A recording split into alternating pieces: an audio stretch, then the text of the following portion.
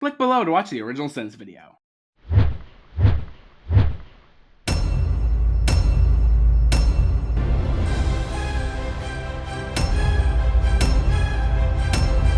Welcome to the wonderful world of Harry Potter, now with 100% less Harry Potter. Also, will this new series be the Better Call Saul of prequels, or will it be Star Wars? It's going to take 4 more future cash cows to figure that out. Reporting live from the future, it was Star Wars. Actually, it might have even been worse than Star Wars. Just the perfect storm of shit that they outright canceled the last 2 movies.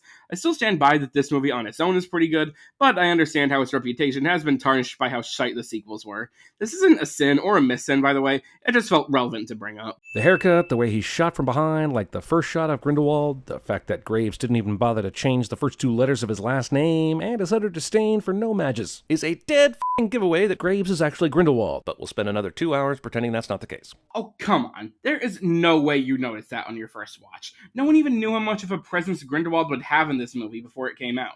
I am calling bullshit on this. Excuse me, doll, just trying to get to the bank. Why don't you find an easier access point to the stairway then? There are definitely easier ways to get to the stairs than the one you just picked. Literally in the shot you have on screen right now is a giant fucking crowd blocking the entire length of the stairs. Where else is he supposed to go? From the perspective of this creature trying to claw its way out of the case, which contains an entire world, how does it know where the exit of this case is? And if the space in the suitcase is so crazy huge because of magic, why does the creature so desperately want to get out of it? It wants to get out because it likes shiny things and it senses some outside. This is explicitly mentioned in the movie. Why the f*** would Tina know to follow Newt into the bank? Did she also see Niffler and do nothing? Because she definitely doesn't know who Newt is. Who are you? Tina used to be an Auror, so it makes sense that she would still instinctively be on the lookout for suspicious people. And when Newt realized that the Niffler escaped, he started acting really suspiciously due to the fact that he was actively trying to hide something, so it's only natural that Tina noticed and proceeded to start trailing him. What are you doing in New York anyway? There's only one breeder of Appaloosa puffskins in the world, and he lives in New York. Later, we learn this is a lie, but why would Newt need a cover story at all? He's going to Arizona to release a magical bird. Is that illegal? You don't know. I don't know. Movie doesn't know. Even if it's not illegal, the implication is very clearly that Thunderbirds are very rare and heavily trafficked, so it makes sense that Newt doesn't want to be advertising that he has one, including to Tina, who he's not entirely sure if he can trust yet. It's terrorizing no-mages, and when no-mages are afraid, they attack. This is what happens when you create a nation of uncreative fools in your movie. You make them say no match a whole bunch, and everyone sounds like their tongues are competing in an equestrian event to form sentences. And look, I'm putting the blame squarely on J.K. Rowling for making me think vag every time I hear people say this. That sounds like a you problem. Also, much like the central conflict of every X-Men movie, why do magic people care what happens if humans figure out they exist? Can't they just kill them all if they attack? Or at least be able to survive the brunt of any kind of attack? Even operating under the assumption that the wizards could kill all of the attacking humans if they wanted to, I assume that many of them would probably not be entirely comfortable with genocide. Also, wizards wouldn't be able to survive any kind of attack unless they have some kind of convenient anti-nuke spell. Apparently with this and Jupiter Ascending, Eddie Redmayne really loves being in movies where unforgettable destruction occurs, and somehow every single person in the area who witnessed it can be made to forget. Also, is the ability to reconstruct physical buildings something that was taught in wizarding school back in the early 20th century? According to this movie, any wizard can do it, but I didn't see those Harry Potter kids do this even once. I seem to have missed the part where this movie implied that literally any wizard can do this. The only people we see doing this spell are experienced adult wizards. And even then, it's not like this idea comes completely out of nowhere. This seems to basically just be like the spell Reparo, but on a larger, more powerful scale. I know that you have rather backwards laws about relations with non-magic people, that you're not meant to befriend them, that you can't marry them, which seems mildly absurd to me. Sure, that's some lame shit right there, but are you telling me Great Britain had progressive laws back in the 1920s? Or did I watch that Imitation Game movie all wrong? The law against wizard and human marriages are pretty similar to real-world laws against interracial marriages, which actually weren't a thing in the UK by the time this movie took place. You're a legilimens. Yeah, but I always have trouble with your kind, Brits. That's Britsist. Also, Legilimens is someone who can read minds. Someone that was never once introduced in the entire world of Harry Potter before now. Probably because, like the Time Turner, they were all burned in some fire or some. This sin is straight up false. Both Snape and Voldemort had this power in the Harry Potter movies. Seriously, Newt can't just do a simple Accio spell or something to retrieve this magical bug right now? Okay, so I probably wouldn't have noticed this if it hadn't been for this comment on the original Sins video, so thanks to Mrs. Contradiction for this sin, but you can't use the summoning spell on living creatures. Well, sit down, Mr. Scamander. I'm not gonna poison you. Newt and Tina are both extremely nonchalant about the urgency of finding the multiple dangerous beasts that are running rampant in New York f***ing City. At this point, Tina doesn't know about any of the other escaped beasts aside from the Niffler, and Newt is very much not nonchalant about this. He very clearly does not want to be here, and would rather be out tracking down the escaped beasts. He literally tried to leave like 1 second before the clip you played. This is like the greatest meal I've ever had in my life. Jacob, who was just on death's door a few minutes ago, seems perfectly fine here, which proves the power of strudels and boners is even greater than regular wizardry. Jacob was not on death's door. Newt explicitly said that Murtlat bites generally aren't that serious, with the worst reaction being fire coming out of his asshole, and I definitely don't see him shitting out any flames right about now, so I don't think the bite must have been that bad. So he's the real reason I came to America. To bring Frank home. To the wilds of Arizona. Okay, I understand Newt had to travel to New York from England to get to America, but why didn't he go immediately to the train station and start the journey to Arizona? Yeah, that was probably his plan. He just got distracted briefly by the second Salemers, which was when his Niffler got out, and then everything has since derailed from there. This montage of all the beasts, with Newt giving the background on them, is awesome, so I'm tempted to remove a sin. But then I'm reminded that this shit comprises only 3% of the movie's runtime, when it should be almost entirely this, so sin it I will. Jeremy somehow manages to find a way to turn this scene is so awesome that it should have been the whole movie into a bad thing. Also, this movie is perfectly fine the way that it is. Are you f***ing kidding me? Newt keeps an Obscurus, the most dangerous thing in this universe, in his f***ing satchel? Newt says later in the movie that with its host dead, Obscuruses are basically just harmless. And they will obliviate you in a heartbeat. What's obliviate mean? Oh, it'd be like you wake up and all memory of magic gone. Movie waits 46 minutes to define a term that's been used about 94 times so far. So first off, I checked the transcript for this movie, and the word obliviate had only been used 3 times before this point. Also, even in those 3 instances, it was pretty easy to figure out what it meant from context clues. They used memory wiping or memory modifying interchangeably with obliviate, so if you got to this point in the movie not realizing what it meant, I feel like that's on you. Finesse. We saw this asshole open a goddamn safe with his magic earlier, but now he's got to break glass to get inside this store. This scene is pretty hilarious physical comedy, and it has no goofy musical accompaniment. In fact, it has no music at all, making it even funnier. And for that, I will remove the sin I just gave Newt for the bullshit glass breakage, which is still bullshit, by the way. Jeremy is apparently incapable of giving any amount of praise to this movie without still finding a way to complain about it. God damn it, if he can just... I mean, why didn't he do this every... Motherfucker, he could use this on all the... Son of a bitch! As I said earlier, you can't use the summoning charm on living things. It was just summoning the jewelry in its pouch.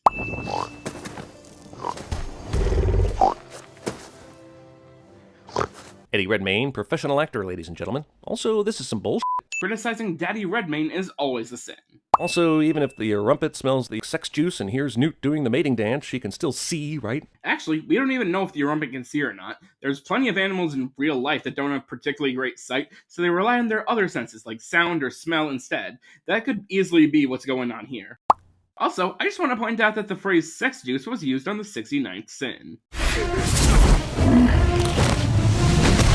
I'm sure Jacob would have appreciated it if Newt had apparated in front of the rumpet and got it in the case horn first, but sure, let's do it this way instead to create more dramatic tension. I guess this is the dead politician guy, but apparently the wizarding community doesn't have any better visual aids than the assholes in the Hunger Games. What's wrong with using just the body as a visual aid? Or would you not be happy unless they had a bright neon sign with the guy's name on it? Young wizards and witches sometimes tried to suppress their magic. They developed what was called an obscurus. It's an unstable, uncontrollable dark force that busts out and attacks. So this is how obscurials are created. They're told not to touch their wands, or they'll grow hair on their palms or go blind. Leave it to Jeremy to make something that is not at all sexual and make a sex joke out of it. It wouldn't even be that bad if the joke was funny, but it's really not. Also, this means an obscurus is an obvious metaphor for teen angst that gets so bad it causes irreparable harm. If so, they should have just named it an emo band. Come to think of it, Obscurus would be a terrific name for an emo band. Not really, considering that, as Newt says in this scene, the vast majority of Obscurials are no older than 10. So basically, Jeremy just made some shit up and then proceeded to make a bad joke about it, which might as well be the tagline for this channel.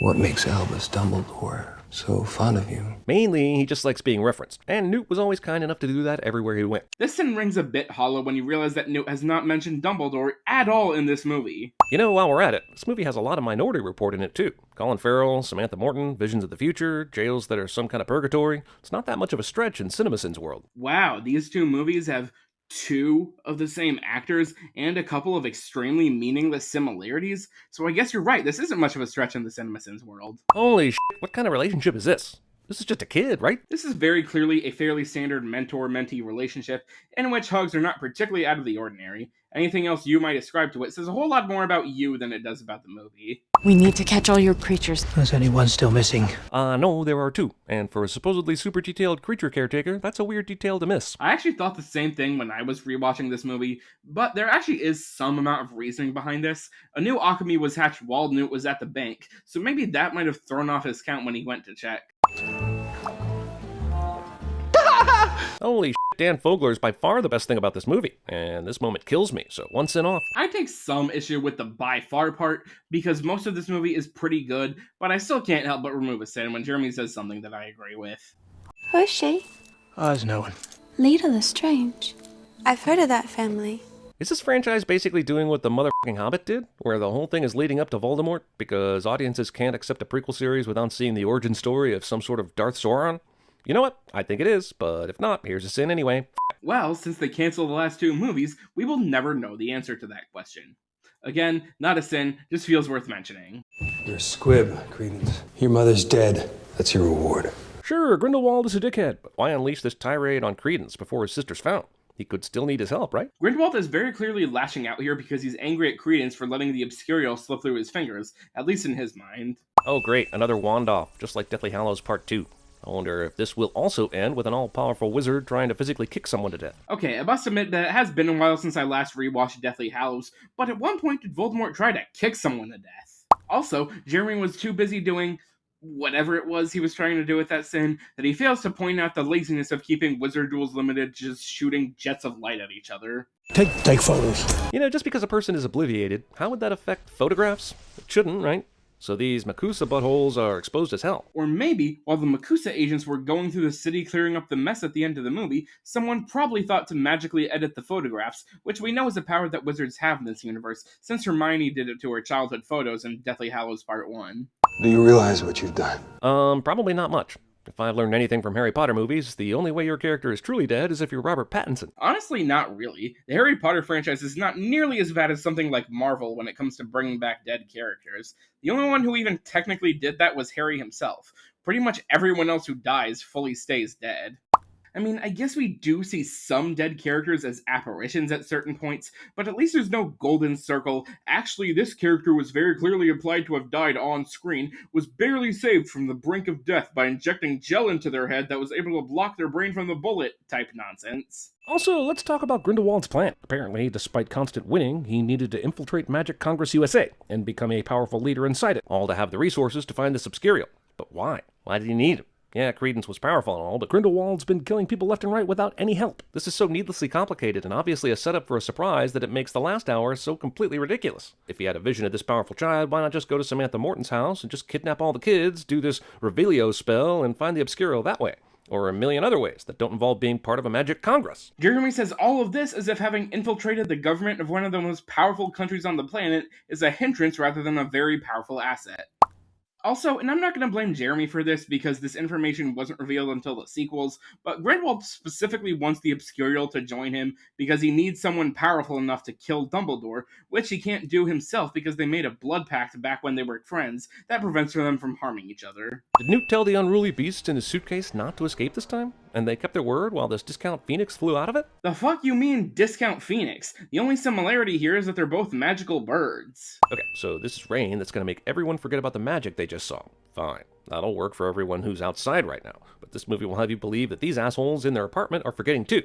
And that's some bullshit that this movie actually thinks we'll let slide. If you read the script for this movie like I did, then you'll see that only this woman specifically is affected by the rain, because she's drinking some water right now. Although that definitely raises the question of how the hell the rain was able to enter the water main and get up to this woman's sink so quickly. Also, I do wonder about some of these people on the inside getting affected by the rain. Like, are we supposed to believe everyone saw something they shouldn't last night? At the very least, the guy on screen right now is specifically the manager at the bank where the Niffler escaped earlier in the movie. Also, here's something that always bugged me about this. Neil always said that the swooping evil venom could remove bad memories, not just memories of magic. So that suggests that all these people not only forgot about the events of the movie, but also about pretty much every bad thing that has ever happened to them. Jesus, is there a more useless feature of an all-powerful wand than to make it into a f***ing umbrella? Jeremy describes something as useless when it is currently being put to a very good use on screen right now. Wait, is this movie saying that despite being made to forget everything he's seen, Kowalski still has imprints of those memories somehow? I don't think I like that. Well, the reason why Jacob remembers some of this stuff is because, as I mentioned earlier, the swooping evil venom that the Thunderbird put in the rain was specifically used to wipe bad memories, and that works great on all the people who have only seen magic as a threat, but for someone like Jacob, who has been enamored with a lot of it, can remember some stuff. It doesn't matter whether or not you like this explanation. It works perfectly well given what the movie has already established. Okay, so this isn't a sin on this movie, but I genuinely think that this should have been the last we ever saw of Queenie or Jacob. I don't mind Tina showing up in future movies, especially since we know that she and Newt end up getting married, and it'd be nice to see how their relationship develops, but I feel like all of the other supporting characters in this movie should have just been left here, with only ever passing references to them, or just leaving their future entirely up to the audience's imagination. As much as I like these characters, they didn't really feel like they added much to the sequels. Okay, I hope everybody enjoyed that video. If you did, make sure to like, comment, subscribe, all the YouTube jazz because it gives me dopamine. And then bye.